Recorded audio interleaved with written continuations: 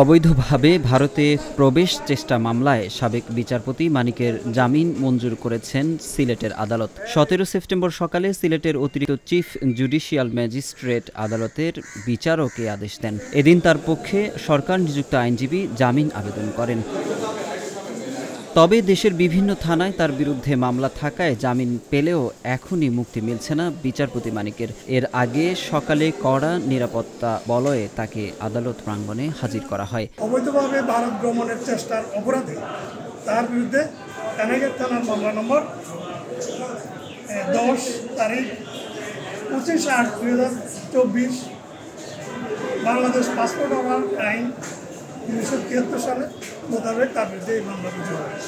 আজকে অত্র মামলায় তাকে গ্রেপ্তার দেখানোর জন্য আদালতে হাজির করা হলে বিজ্ঞ আদালত তাকে এই মামলায় গ্রেপ্তার দেখিয়েছে। তার পক্ষে সরকার নিয়োজিত আইনজীবী তাহার জামিনের প্রার্থনা করেন। মামলাটি জামিন যোগ্য বিবেচনায় বিজ্ঞ আদালত তাকে আজকের এই মামলায় জামিন প্রদান করেন।